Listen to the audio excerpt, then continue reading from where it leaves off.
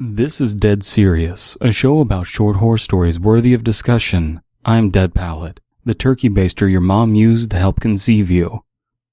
Today, at the behest of patron The Lawlet, we are taking a look at a story entitled The Fourth Floor. Let's get right into it.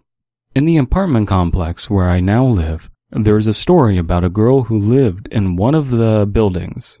She lived on the 7th floor and used to go home late because she was working with her thesis and her school was a bit far from her place. The story goes, every time she would take the elevator, it would stall on the fourth floor. The sliding doors wouldn't open or anything, but there would be this feeling of pressure on the elevator, as if someone would step in and join her.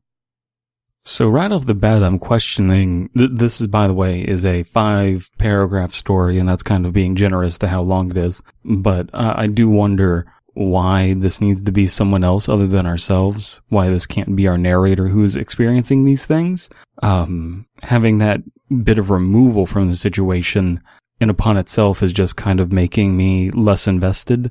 Like, I feel like if this was, I used to live in this apartment complex, and when I get in the elevator, I felt this presence, that would instantly have more credibility than having it be removed. A friend of a friend kind of thing. But let's press on. Do you know that feeling of having someone stand next to you and stare at you, even though you couldn't see them? Apparently, this would happen to her each time. In fact, it got so bad that one particular night, she asked her mother if she could wait for her in the lobby and accompany her upstairs. Her mom, of course, agreed.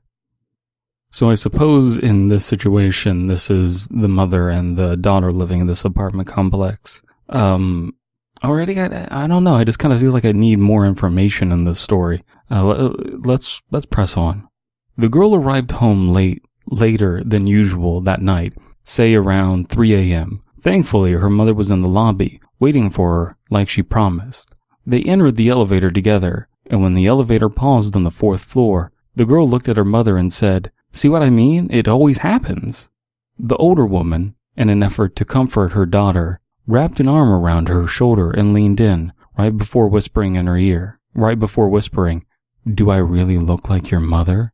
The next day, they found the slumped form of the girl in the elevator, alone. She was dead. There were no marks on her body, and on her face was a look of pure horror. And that's the end. Overall, I like this. Even if it sounds like I'm a little bit lukewarm on the thing, I like the concept of it. I feel like the execution could really use some improving, some punching up. Some of the phrasing is a little weird, like the older woman, instead of saying the mother. I know it's revealed not to be the mother, but this presence or whatever. But also the slumped form of the girl in the elevator makes me think of like a Silent Hill monster that's just like an amorphous blob. Like, was it the girl dead? Was it the girl just like dead with no marks on her? Yeah, no marks on her body. So that it just seems weird to say form in that situation. This is very much so slant fiction. It's very quick. And I think that because of that, it needs a little bit more of a punch. These kinds of short stories really need to give you a gut punch. They're going for being disposable, quick, and creepy. I think that this is disposable, quick, and pretty creepy, but I think the creep bit could be punched up a bit. Again, not necessary that it's told from the perspective of a second person out. It could just as easily be someone who doesn't live in that apartment complex. Personally, what I would like out of it is to know about the apartment complex. What's the name of the girl? Cite specific dates and that kind of stuff. But you know how I am. I'm always a hawk for those kinds of things. That doesn't necessarily mean that works best for this story, but there does need to be a little bit more character, I think. Man, I'm being really harsh on this story, even though I like it. But I would like to hear what people could do in rewriting something like this.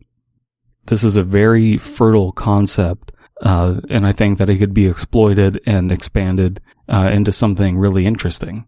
In the comments for this story, someone, a Dark Metalhead 666 says, "It was alright, but there was one major flaw. If the woman standing next to the girl was not her mother, why didn't she notice when she saw her in the lobby? 7 out of 10. I like that this person can't deduce that whatever this being was looked like anyway. Thank you for suggesting this story. I did enjoy reading it, the Lawlette. But let's get on to our sponsor of the day, which is Yowie Hands. Yowie Hands. Can't reach the prostate without them.